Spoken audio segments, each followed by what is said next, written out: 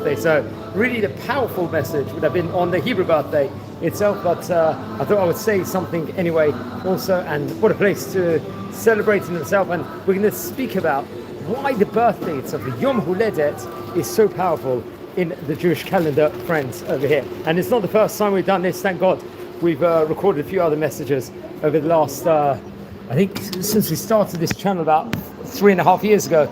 This happens to be the 4th time I will be recording something about the importance of the Yom Huledet in the Hebrew calendar, respectively, over here. So we know that people cherish this day on which they were born.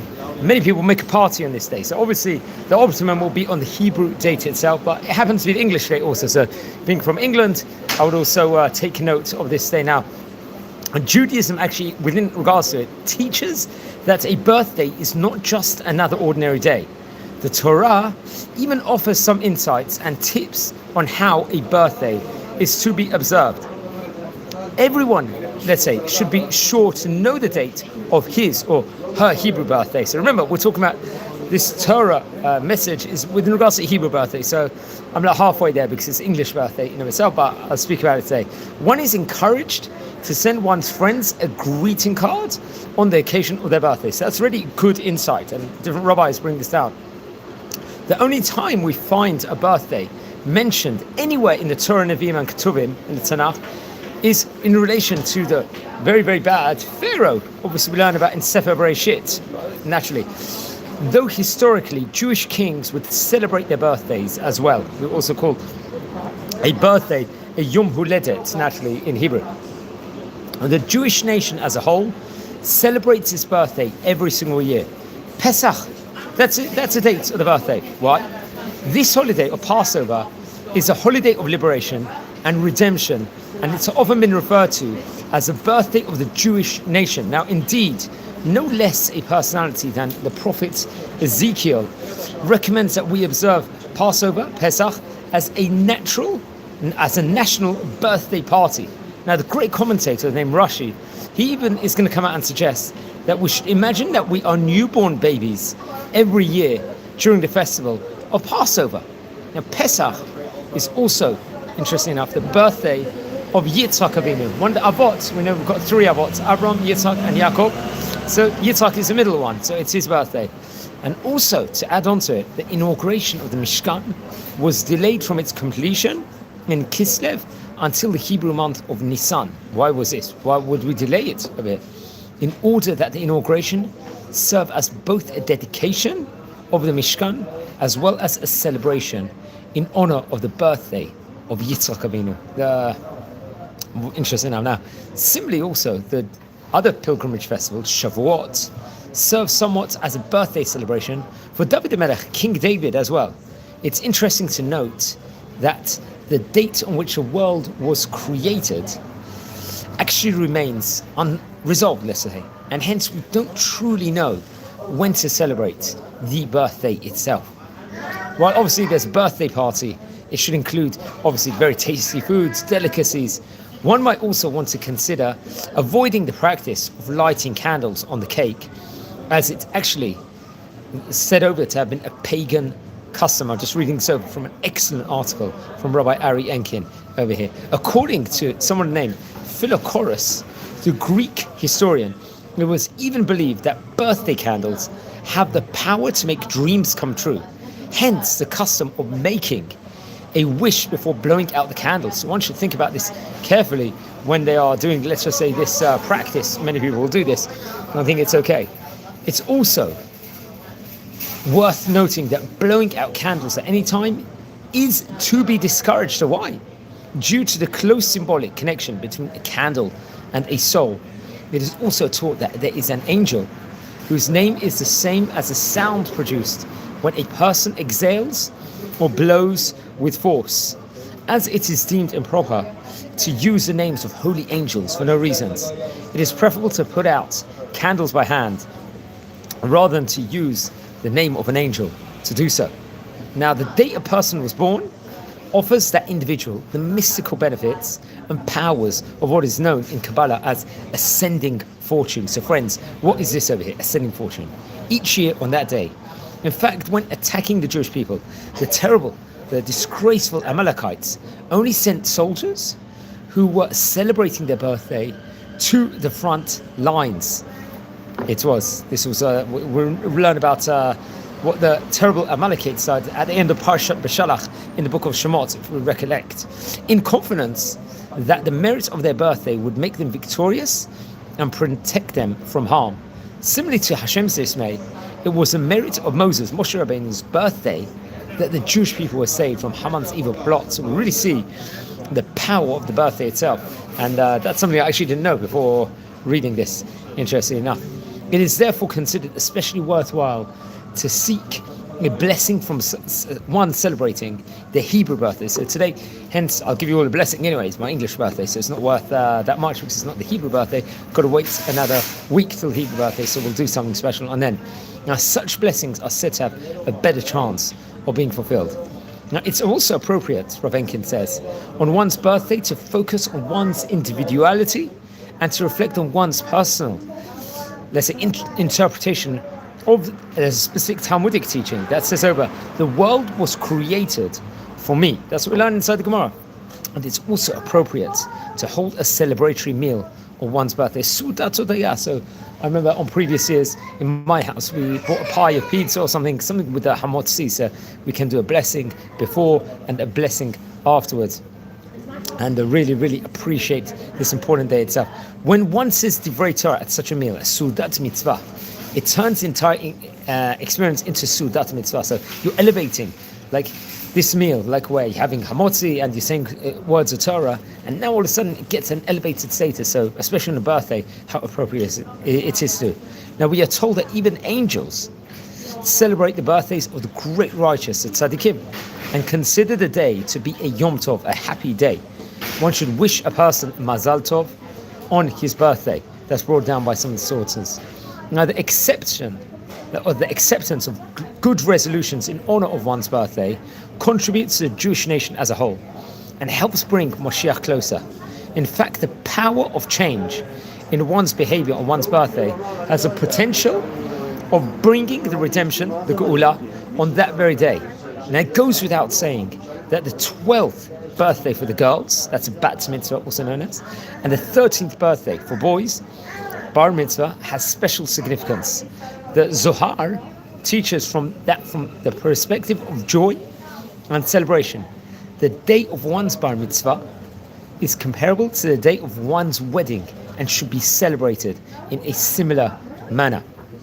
And just as the birthday of our people, the Jewish nation, is celebrated each year with rites and rituals, so too the Yom Huledet, the birthday of every individual Jewish person, should be observed accordingly.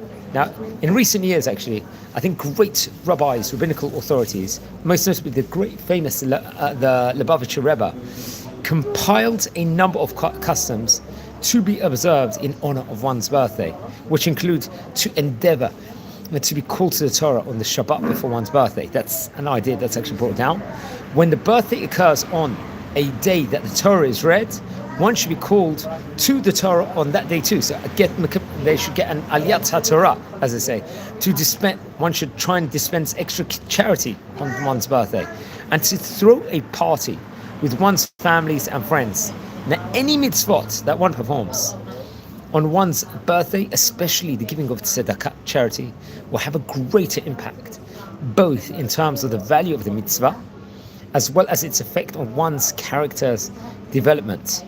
Some authorities, I think great rabbis, actually suggest making a siyum in honor of the occasion. So if one is going to do a siyum on a masechet, or whatever it is, to try and do it, orchestrate it on the birthday itself, respectively. Now, many we've done the siyumim recently on the Daf Yomi, so we usually try and do it on the date where everyone is holding with regards to the daily page of the Talmud, respectively. Now, it's interesting. Additionally, in the spirit of the birthday, it is commendable to pray with great intensity and concentration, especially with the recitation of Psalms, Tehillim, to accept upon oneself some new act of piety, like to take something on, another mitzvah or greater level of Torah observance, and to make resolutions for the coming year. It's time for chizuk, to strengthen, mitzchazek oneself. On one's birthday, one should study the chapter of Tehillim that corresponds to one's age, along with the traditional commentaries. Now, for example, one who is 30 years old, say it's his birthday. I actually remember my 30th birthday. I was like scared. I'm out of my 20s now. What I'm going to do? I was speaking to my Chabruta.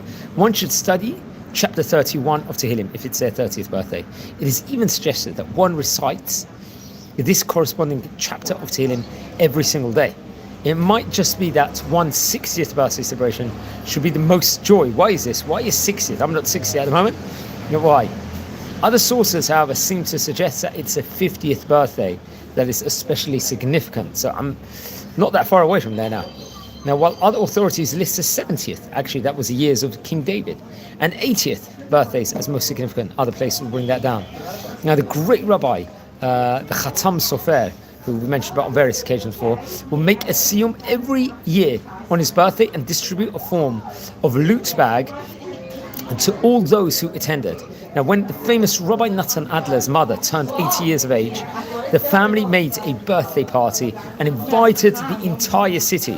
The Chafetz Chaim, the great rabbi, made a special birthday party when he turned 90, and he said that he merited living so long as a reward for having written his sefer on the laws of Lashon Hara, a bad speech, forbidden speech. Rabbi Yosef Chaim Sonnenfeld, another great rabbi, encouraged people to observe and celebrate their birthday.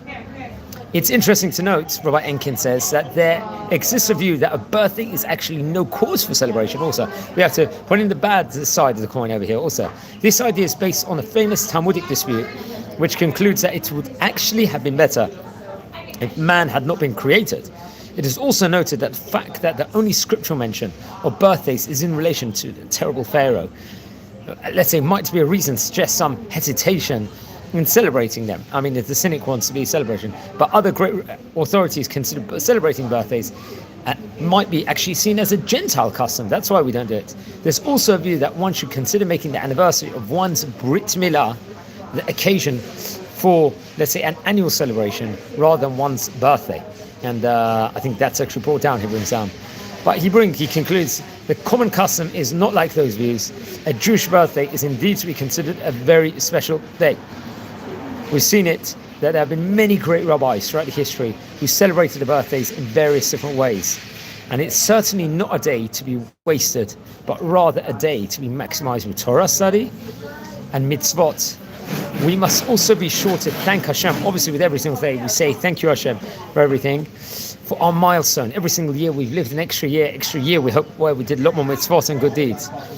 Also, which some do by reciting the bracha of Shechianu in conjunction with new clothing on like. So it's a good idea to get new clothing that day and to say the blessing of Shechianu also respectively. That's one of the powerful things that we can do on that day.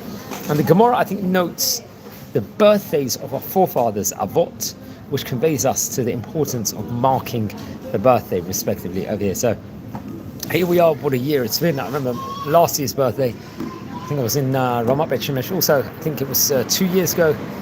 Every single year we've got an extra year. We look back also, it's time of introspection. What a year had been for me personally. We had a baby this year. It was a roller coaster of a year on different aspects. Also, how many things. There was worrying times, there was great times. But at the end of the day, we have to thank Hashem. And not just that, what a year it's been for Am Yisrael also, which we've been going, obviously the release of the hostages recently, the war against Iran, which was in June time period. Wow, that was stressful itself. Just an ongoing, just people watching the media, that can cause a stress throughout the whole year, and so many other aspects of the year itself. But thank God, at the moment, all healthy, and that's the main thing. We've got to thank Hashem, and just bless Hashem, see good things all over the world. It's actually going to be my Hebrew birthday in about a week's time, so technically we're not there yet at the moment, so it's very, very interesting. But there's Hashem. It's exciting time periods at the moment for Am Yisrael. And just recording this here from the city of Bet Shemesh. Actually, they're opening a few new restaurants, actually where I am situated at the moment. So that is very, very interesting. We like to inspire each other, like learn from each other. Now, friends, we're recording a special edition over here talking about birthdays, but we also over here. So please, everyone, subscribe to the channel now, because we do loads of videos here on the channel. So if you're new at the moment, please join the community. And we're always acceptable, and we don't just record videos on special topics like this, like birthdays, Yom Huledet, as we call it itself.